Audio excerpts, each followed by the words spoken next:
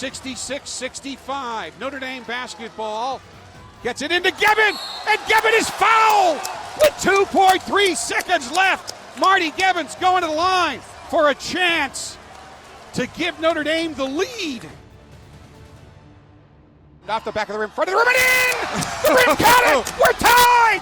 But you hung in there and just kept battling. It's something we have that I don't think a lot of teams have. It's over! You know, what a great growth moment for us this whole week with 3 games.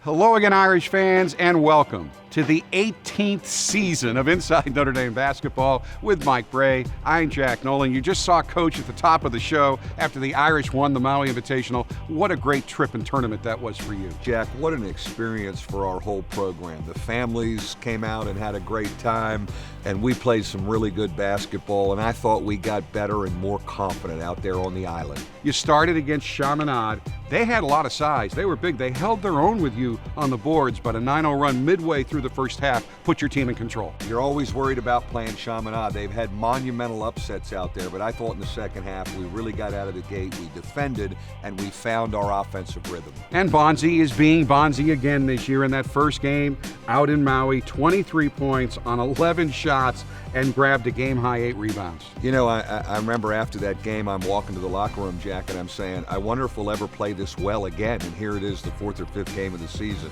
Great on both ends. Defended them well. They had a really good guard that we kind of was able to lock up, and man, did we get flowing offensively. You've answered the questions about whether you could shoot the 3 this year. You hit 7 in the first half against LSU, 15 in the game. Yeah, you know, it's interesting when it was a concern of mine all through the summer and the fall, but right now we're shooting it at a pretty good clip, and I'll certainly take that right now. You're up by 16, but you didn't let up in the second half. You shot 56%, hitting 8 threes to open up a 39-point lead. Yeah, just an unbelievable performance offensively in the second half, and it's just neat to see a group early in the season get more and more confident and find themselves offensively. 92-53 win advances you to the title game against the 6th-ranked Shockers of Wichita State, a team a lot of people are picking as a possible Final Four participant. Really good, really old. They're going to guard the heck out of you. And Jack, in the first half, we couldn't figure them out because they defended the heck out of it. You were down 14 to start the second half, but you hit 2 quick hoops to kind of send a message. You know, we got off to a good start in the second half, and you start to believe a little bit. Changed and played some zone defense, which changed their tempo a little, and it helped us offensively because we got some transition things out of our zone. And you're not phased, and you weren't phased when Larry Shamet hit a jumper to put Wichita State up 3 with 34 seconds left. They had the ball under their basket, still up 3 with 16 seconds left, and then Farrell's steal changes everything. You know, Matty's steal, he lines the guy up, comes from behind, and who does the ball find? It finds Bonzi Colson's hand, the great nose for the ball guy. And now we've got an interesting one. You know, great job by then Austin Torres to get a quick foul right after we cut it to 1, and certainly a lot of exciting plays the rest of the way. Now you get the ball back after a missed Shocker free throw. Matt Farrell drives, gets his shot blocked, but Rex Pfluger dives in to tie up Rashard Kelly and get you the ball back. Unbelievable play, you know, by Rex Pfluger. Just the little things, another example of all the little things he does to help us win. I don't know if anybody else could have tied that guy up. We have the arrow, and we do a great job with the out-of-bounds under. Every day on this floor, you work on game situations. The tournament's on the line, and you call a play you'd never run before? Well, you know, it's interesting. We run this set. We call it 4 for Matty, where we get 2 stagger screens for him. But we just played around with a little bit, and we had Martin set another screen for Bonzi. Now there's a lot of attention going with Matt Farrell and Bonzi Colson. Marty set it up great and dove hard to the rim. Rex did a good job letting it develop. There was great patience, and we get a great look, and Marty gets fouled. Marty's been fighting so hard to be a key component, and he goes to the line to shoot the biggest free throws of his life. Biggest free throws of his career, and darn if a guy doesn't deserve to make them. You know, Martin Gevin has been a special young man in our program. He's been up, he's been down, but he's always been a believer. He's been in with both feet. Came off a great summer winning the gold medal with his country. I'd have been shocked if he didn't make them, and man, did he deliver and knock them down. Bonzi's fourth double-double of the season, 25 points, 12 rebounds, gets named to the all-tournament team. Farrell with 17. He was named the tournament's MVP. Just those two guys set the tone the whole trip. You know, Jack, we had some fun on Saturday and Sunday, but Monday, when we got there, and I know we're in paradise, they were locked in like it was an ACC game, and that continued through to Wednesday. So you win at 67-66. Your name is going to be engraved on that trophy with all those blue buttons. I really wanted it for this group and our program with all we've done, the consistency we've shown, and the last couple years of excellence that we've had. We deserve to be up on that wall, and I'll be thrilled when we go back in 2021 to see Notre Dame as a former champion. So the championship at the Maui Invitational is the highlight of the first segment of the season, but the season began in pretty good form as well at DePaul. We'll take you to Chicago right after this. Inside Notre Dame Basketball is presented by TireRack.com and brought to you by Team Notre Dame partners, Coca-Cola, Under Armour, and Gatorade. Inside Notre Dame Basketball is also brought to you by Bank of America, the official bank of Notre Dame Athletics, Vivid Seats, Canon, Xfinity, Delta Airlines, proud to be the official airline of Notre Dame Athletics, Nissan, Notre Dame Federal Credit Union, and SiriusXM. You were the only ranked team in the country to start the season on an opponent's home floor. Yeah, it sounded great 2 years ago, and then when I got on the bus, I thought, what am I doing going over there? But I thought it was very fitting, Jack, for us to open DePaul's new building. Obviously, the DePaul-Notre Dame rivalry goes way, way back. They've got a beautiful facility downtown, and I thought it'd be fitting if we went there.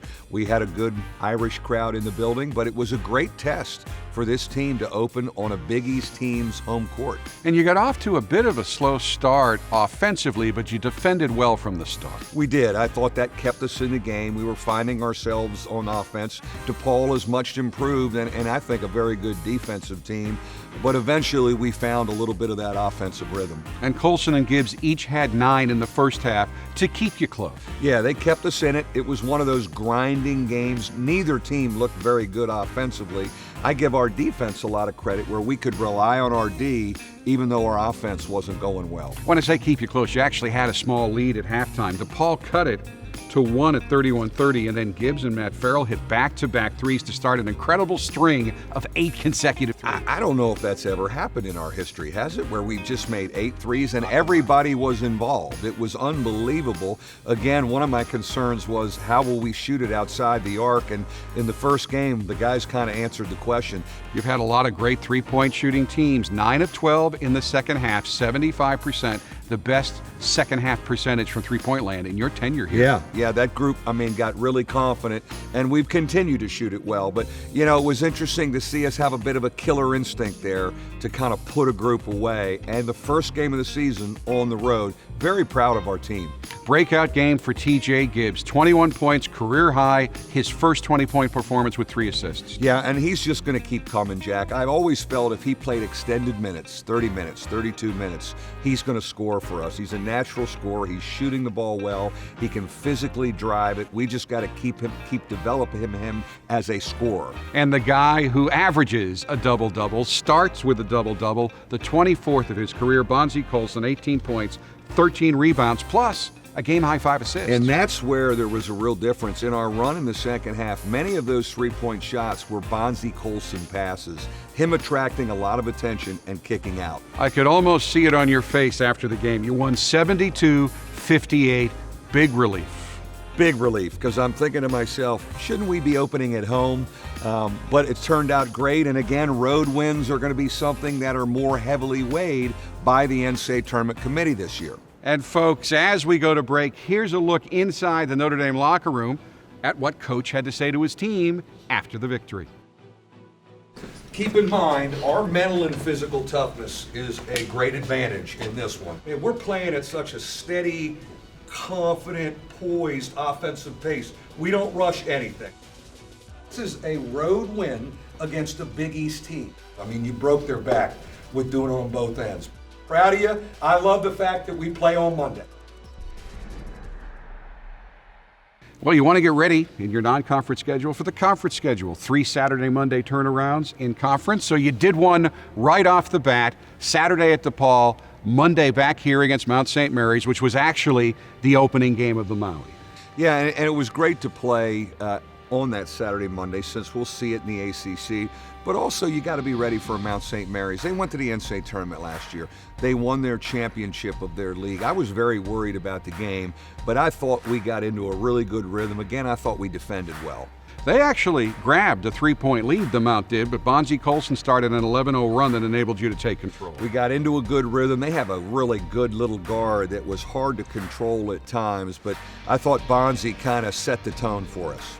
Big win, you moved to 2-0, 88-62. Yeah, I thought we really played well offensively, especially in the second half. You love what Rex gave us. It was a game where you looked and said, we're starting to find ourselves a little bit. You left for Maui on Friday, but Thursday night on this floor, you played Chicago State. I think some legitimate concern, would you be focused? And you certainly were jumping out to a 7-0 lead. Yeah, I mean, I think, it's a team we should beat. There's no question about it. I loved our focus and our business-like approach. We needed to get another game in before we went to Maui, and I thought we were really ready, and we got out of the gate great. They play a lot of different defenses. I was worried about how we'd take care of the ball, but we were very good with the basketball. Part of that opening spurt was 2 dunks by Martinus Gebbin. He's finishing well. Martin Gebbin is having a great senior year right now. I am so thrilled with what he's given us. But that was maybe a little foreshadowing of Maui, how he played against Chicago State. Now, 3 other guys scored in double figures. You'd expect Colson and Farrell, but DJ Harvey had a career-high 16. Got to keep bringing DJ Harvey along, our lone freshman, but he sure doesn't look like a freshman.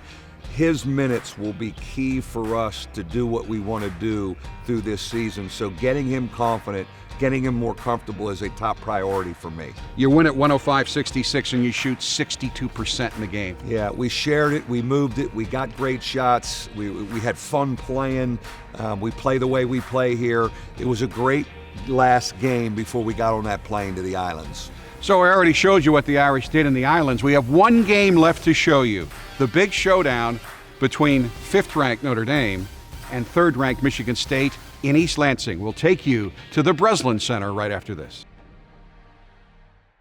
You knew going in that Michigan State was incredibly talented. They crushed everybody in the PK80, including North Carolina, and they proved to be just as good as you thought they were. Jack, they're really playing well and they're confident, and that same machine-like performance that we saw in Portland, they put it on us, especially early. They got out of the gate so fast. Transition defense, we had a hard time controlling them. Second shots, we were kind of hanging on for dear life in the first half. We were probably blessed to be down 20 right there at halftime. And it wasn't like you came out flat. You hit some shots early, but it didn't matter. Yeah, a lot of guys making shots for them, contested shots. Everybody was feeling, it was one of those nights everybody was feeling good. I give our guys a lot of credit because at halftime we talked about, hey, Wichita State had the same kind of feel. Let's make a run. And I thought in the beginning of the second half we started and made a little run and got that thing to single digits. But some of our poor shot selection when we had it to single digit cost us, and they eventually put us away. And you talked about competing. You got it down to 7 at the 13-minute mark, and then they scored 4 straight, and they held you off till they pulled away at the end. They win at 81-63. We talked about moving on to the next one. You know what I love about our leadership and maturity? Bonzie taps me on the shoulder with about a minute to go, and I've subbed him out, and he taps me, and he looks at me and goes, on to the next one, right, Coach? He was already in that frame of mind, like, let's learn from him and move on. And you got to have a short memory. We're going to take big punches with the schedule that we play. We're already in bounce back mode. I'm very interested to see how we play on Sunday, bouncing back off a loss. When we come back, Martinus Gebbin will run the fast break and we'll show you the first Vivid Seats Play of the Week of the season. Notre Dame big man Martinus Gebbin is having the best year of his career. The senior from Lithuania is averaging 8 points and just under 5 rebounds a game, including a career-high 12 points with 5 rebounds and 3 assists against Wichita State in the championship game of the Maui Invitational, a contest Gebbin won with 2 dramatic free throws in the game's closing moments. These superlatives have earned Martinus the right to run the first Inside Notre Dame Fast Break of the new season. First car you ever drove? BMW 3 Series. Who was your role model? My parents, but especially my mom. One thing the public would be surprised to learn about you. I used to ballroom dance 1st through 4th grade. Twitter or Instagram? Increasingly more Instagram. Favorite part of practice? Stretching. Worst part of practice? 5-on-5. City or place in the world you would like to visit? Somewhere in Africa. Which is better, a highlight film dunk, blocking a key shot, grabbing a big rebound, or hitting the game-winning free throw? Free throws are pretty great, but ideally it'd be a dunk. Maui. Fun. One thing you always hear from Coach Brey in practice. Grab the ball with 2 hands. Best dunker on the team. Rex. Worst dunker on the team. Matt Gregory. Best dresser on the team. Me. Worst dresser on the team. Bonzi. Beard growing competition. Who wins, you or Coach Brey? Me. The well of potential plays to select from for this week's Notre Dame Ticket Exchange, Vivid Seats, Play of the Week, is deep. But after much consideration, we have selected one of the many big plays the Irish made in Maui. This one, a spectacular pass from Matt Farrell to Martinus Gebben midway through the first half of Notre Dame's win over LSU. Plenty of time. Farrell now top of the key. Bounce pass between the legs of Reith to Gebben for the jam. Wow! It's time now for the experts at TireRack.com question of the week for Coach Brey. Coach, this week's question comes from 1968 Notre Dame graduate John Clark. Coach, what are the chances that Notre Dame will be able to attract top international college players in the future? Do you have someone beating the bushes?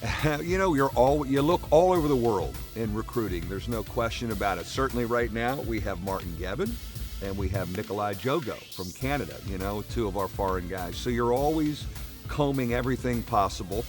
I've really liked what we've been able to do in the States though, you know, and that's our first focus, but you have an open mind everywhere.